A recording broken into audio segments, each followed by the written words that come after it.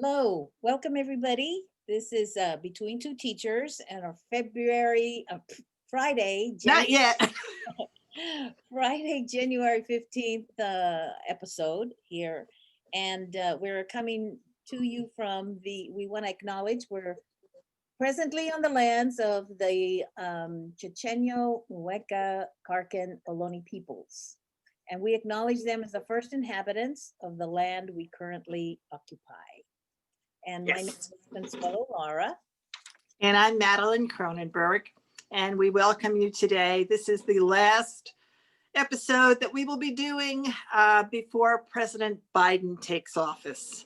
I want to give a big shout out to him and to all the good work we know that President Biden and Vice President Harris will be doing.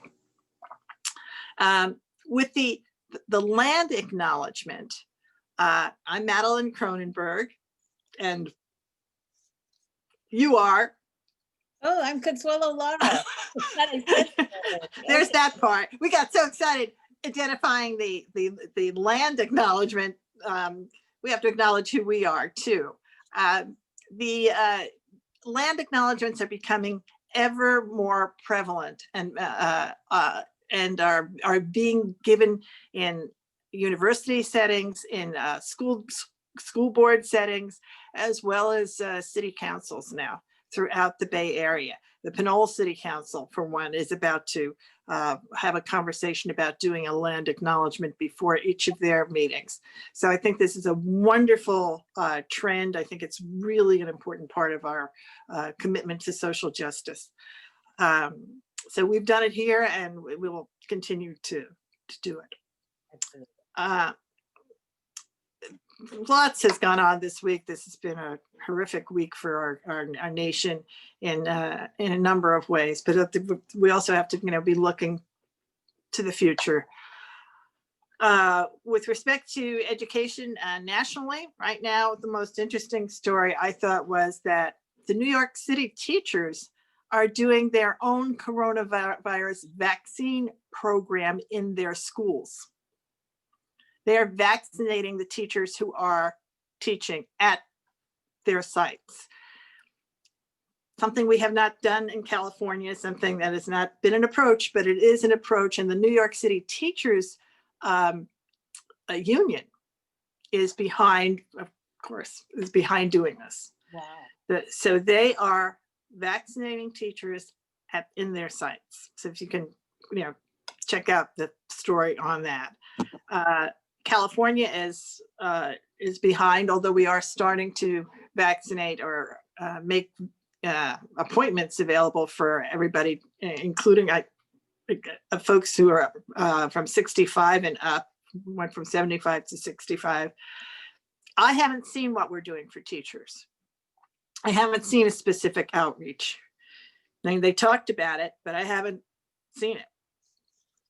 So I'm not sure what's happening. What has happened is there's a bill, AB 10, that was introduced in California for school reopening, saying that schools would reopen if AB 10 is passed, that schools would reopen on, let me see, in March, actually March 1st. And it's a very arbitrary date. We're not in a position in California where we have thousands of people dying every day to set an arbitrary date. So the California Teachers Union is asking people to sign a letter. They've written a letter to the state legislature saying this bill cannot be passed because it's very unsafe. It's not honoring the health and safety of our children or our families or our staff, right? What it's showing is what we all know, and that is that people are very, very anxious. There's high anxiety around education. Families desperately want their children back in classrooms. Teachers desperately want to be back in classrooms, but we have to be safe. We've got to get the vaccine handled. We've got to get community spread handled. There also locally, there was a demonstration from parents in Berkeley at the Michelle Obama, what hopefully will soon be not Michelle Obama, but will soon be Kamala Harris Elementary School, which is now Thousand Oaks Elementary School, the school that she attended. The parents were there demanding that school be reopened, because Berkeley had said they were going to reopen in January. So it's a very unfortunate time in terms of pitting people against each other who really need to be allies. Yeah. And that's sort of where that is happening. But locally, the other thing that's happened this week is we've had a presentation on distance learning at West Contra Costa. Had a very thorough presentation that was put together and given it around how distance learning is moving forward. And certainly there's a lot of work being done, and a lot of good work. And there also is a tremendous amount of burnout as well. Yes. Well, traumatized. Right? Yes, people are completely traumatized, and it's, you know, we have to just give everybody space to work through their trauma. Now, locally, you had your meeting. The county had a meeting. Yes, yes. Are you ready for that? Yes, I'm ready for that. Okay, so I wanted to, to answer the question. On the school board, when I was on the school board, we all knew what was going to happen and what we oversee. But when getting to the county Office of Education, Board of Education, people wonder, well, what do you do there anyway? So I'm going to, in an effort to forever educate, I am going to be giving highlights and reporting after each meeting what took place. So our last meeting was Wednesday. That's the other thing. We're at the same time as the district board. And we had certain business action items, approving some SARC, and which is a school accountability report cards. And also we had to approve some SPSA plans, which is the single plan for student achievement. And every public school has to do these two documents. And that's for the federal funding and that the school receives through their consolidated applications. So there were ones for Mount McKinley School, which is a court school. It serves the students in juvenile hall. Then there was several special education schools, and that was presented by Nick Berger, who used to work for the county. So we got that information. And then the Golden Gate Community Schools, when students have to leave the public school, hopefully they come back, to the public school, but they have to leave, they get expelled. And so that's the Golden Gate School, which they've turned into a charter school. So it operates that way as well. So those were the two. And we would look through them, and I've read and even written lots of those plans, and they look fine. The one thing I did point out, and Madeline, I remember you pointing this out to me, the page that says barriers. Remember that about barriers? That's the one page I took out of every single one of them. I would take that page out and say, this is where you're talking to the board members. Yes. And sure enough, when I looked at that, and it looked like it was done haphazardly, and there was just a list. Oh, well, these are, and then what are you going to do about it? And here's another list. So I brought it to the woman's attention, who was doing the presentation for that department, that I've usually seen it in a grid kind of format. And she said that's it. And to me, what that means are these are things sometimes outside of our control. These are things, we can't always do something about. And so this is where, when I would write them, okay, this is where the district needs to know we need help in these. Right. Then when I was reading them, I could say, okay, this is where I need to figure out how to help, because there's some of them are out of control, not within their control, but there's usually some place or somewhere that you can address these issues, all kinds of different issues. So anyway, I was really interested in those, and those, so they're going to fix those and tighten them up a little bit, and then and because I said that's what I'm going to be monitoring. I'm going to be looking at those because they certainly do have good practices. They have good strategies. I mean, Right. you're working with high risk kids year after year after, you come up with a lot of good techniques and strategies. So anyway, all of those documents were passed unanimously. So that was good. Then the next one was the SPA, School of Performing Arts Memorandum of Understanding. Now this is another charter school, and I had a problem with their grievance process. That apparently, when let's say a parent has a grievance, they at first, I suppose they tried to go to the authorizer, which would have been the county, us, but they were sent back and told, oh no, you have to go to the board of directors of the charter school, which doesn't make any sense to me, because that's like saying if you have a problem with the principal, you have to go to the principal to complain. There's got to be a better structure. And for that reason, I voted no on this MOU. But I also required, remember, we've talked a lot about financials of charter schools, and Yep. that document that we found that Santa Clara puts out, Santa Clara County, they put out an annual charter school data book. Yep. So I said, how do I get the financials? So they sent them to me, and I'm going to go over those with a nice, and pull out the information. I know what I'm looking for. Right. So I'm going to start pulling those out, collecting that data, because we need to have a similar document. And I was thinking that maybe the district can make their own, because there is 14 schools. Maybe they could make their own like document. And then when I go to the county and say, okay, here's a county that does it, here's a district that does it, let's get on board with Well, that. and the district now, for the first time, has a charter school committee. That is it. Yes, absolutely. And that's one of the things that they could be looking at, because the financials, that's the thing most people don't know about. The general Right. public does not know, like, how much money goes to the CMO, the Charter Management Organization, how much money these. The percentage, that's right. The big things that people are not aware of is that they take a management percentage off the top. Yes. Right. And this is the ones who are operated by a management company. If it's just a single school, a charter school that is just founded by parents and teachers, that doesn't exist. And they don't have a charter management organization, that's an umbrella organization.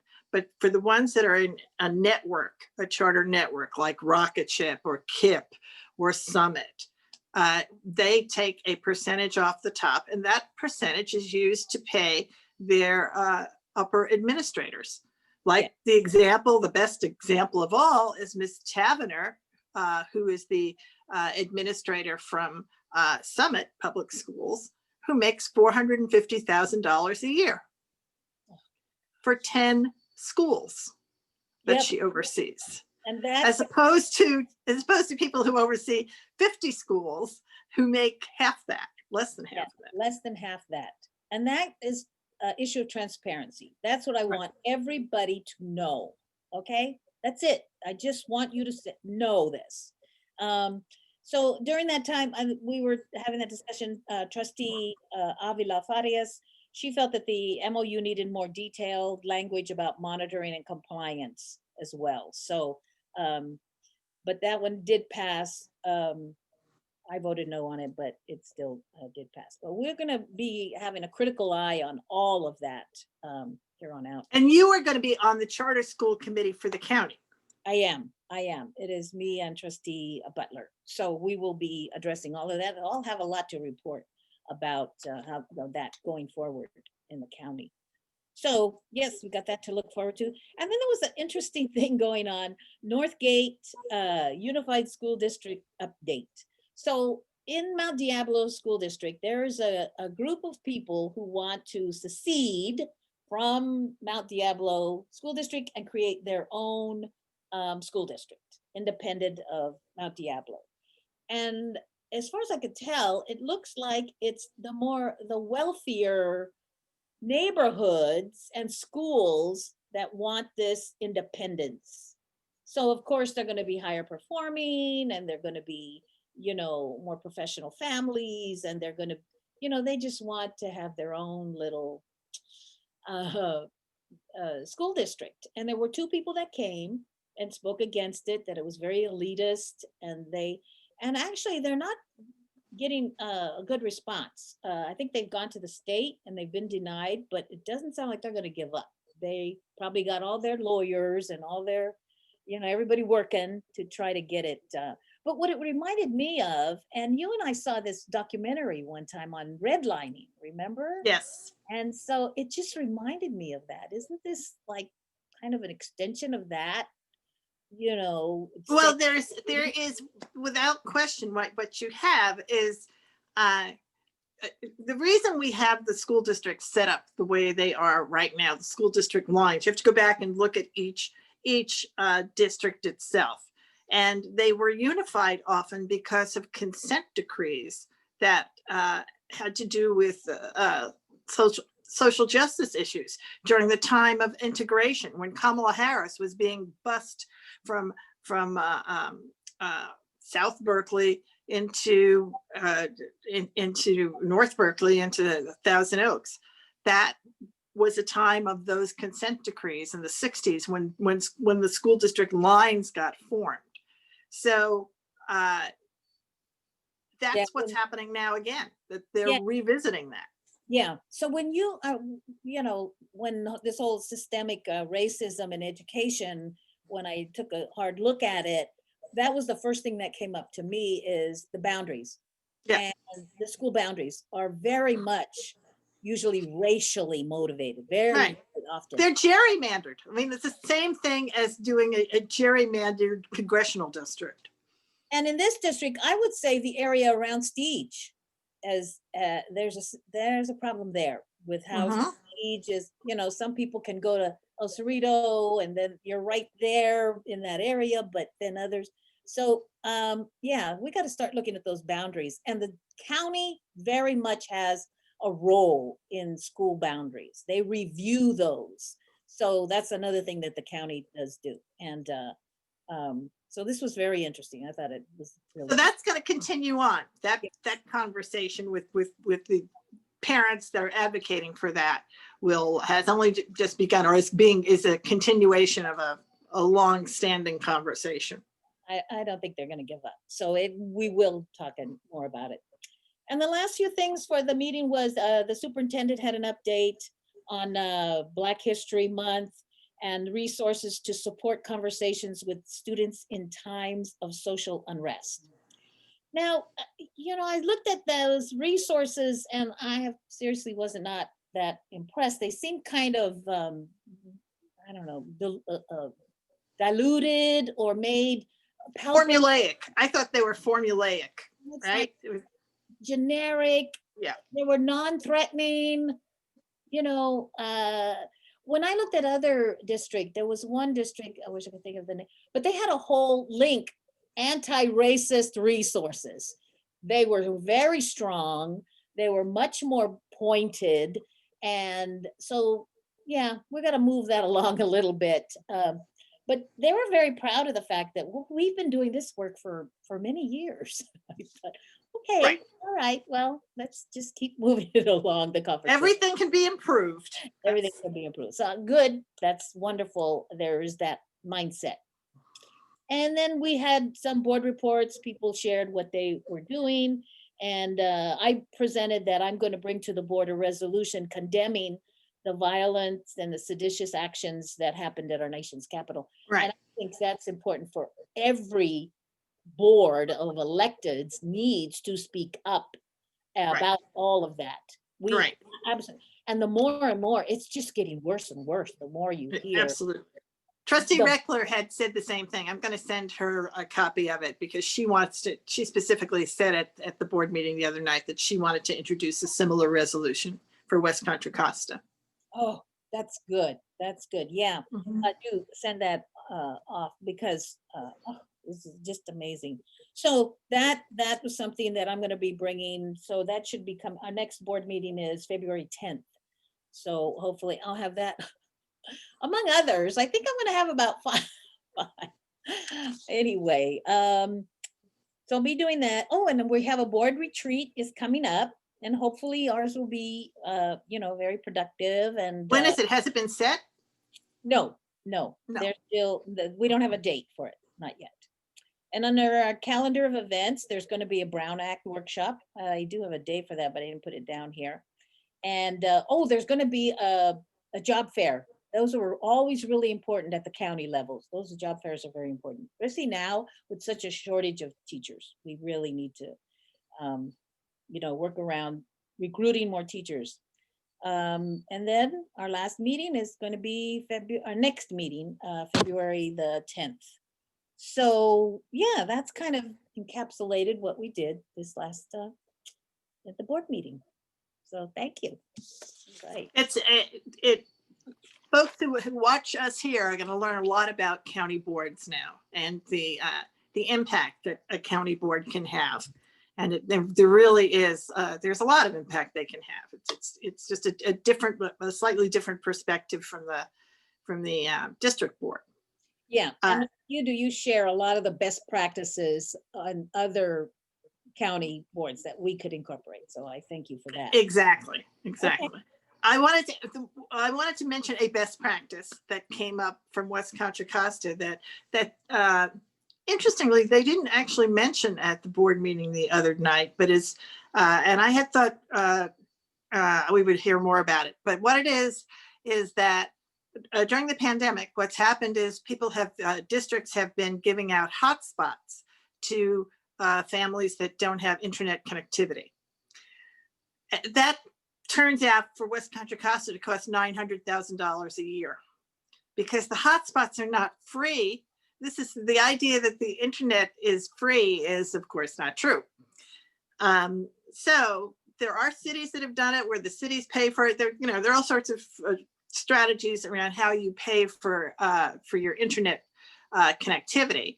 And the thing that is about to happen, and this is another time West Contra Costa is a leader, is West Contra Costa is going to set up a wireless network within the district for families to be able to use.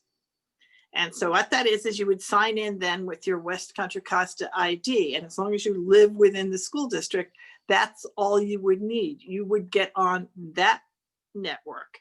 And we would no longer be giving out these $900,000 a year hotspots. That would go away. And the network could be used. That means children could go home. This doesn't presume we're not going to go back to in-school learning. It presumes you are.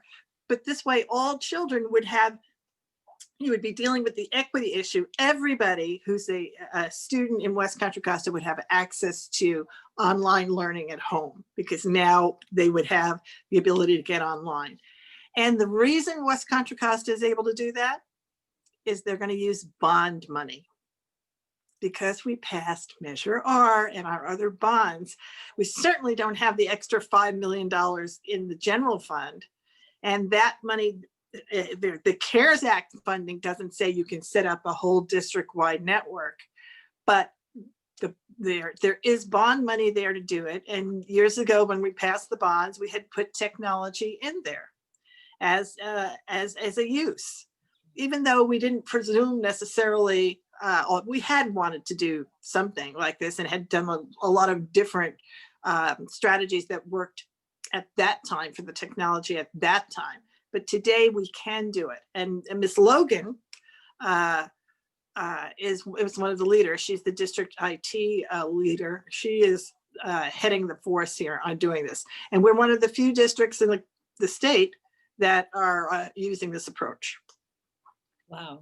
So that's a big best practice. She is my best practice and my shout out this week to the district for being a leader in this and seeing the future that online connectivity will continue to be an issue even after, thank God, we're all vaccinated and COVID is in the past.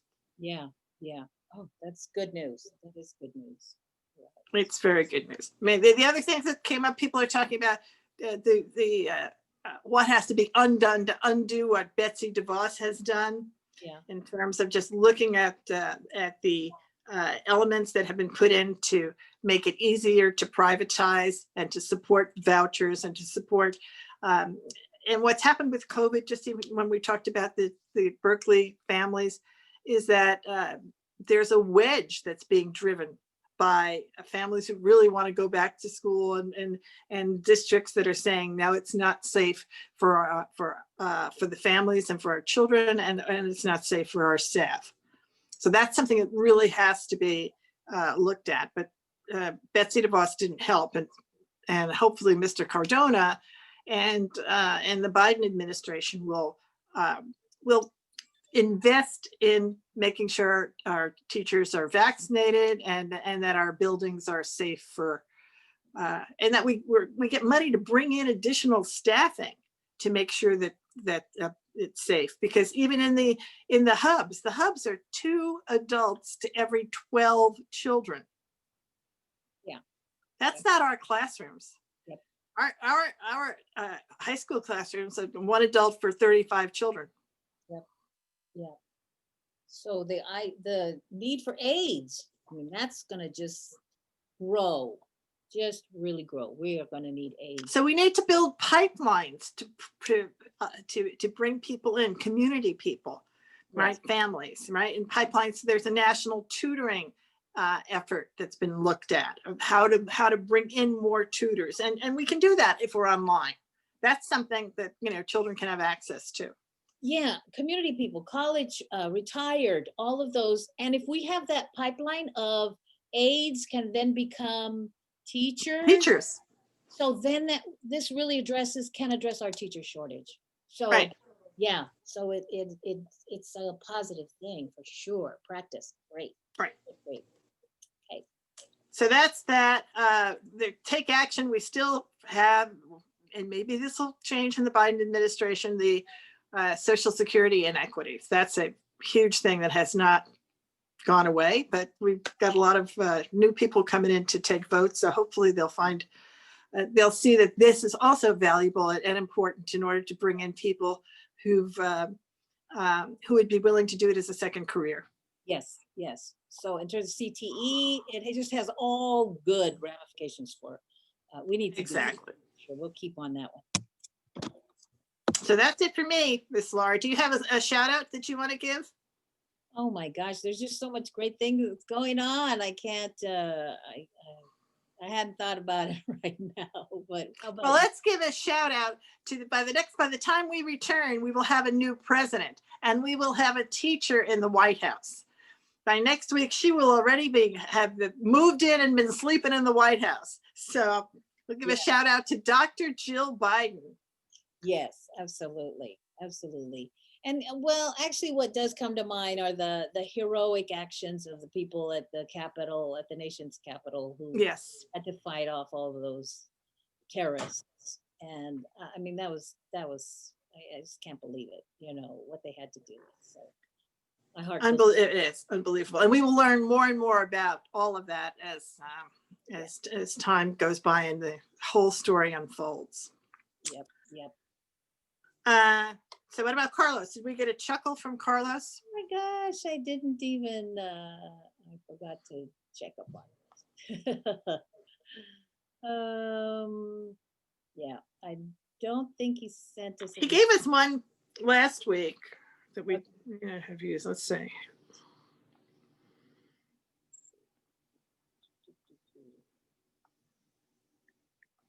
Can't go without our little chuckle.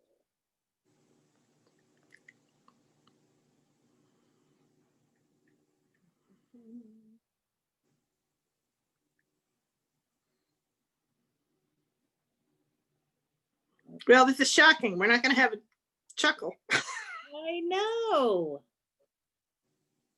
Oh well. Okay. Yep. Well, tell Carlos how desperately we need him to not forget to send us our chuckles. Get our little chuckle. We'll have 2 next time then. That's right. We'll double down. We'll double down on 2 chuckles. So thank you all for watching us this week. We look forward to being here with you as we move forward in education in California and beyond. Thanks. Bye-bye. Bye.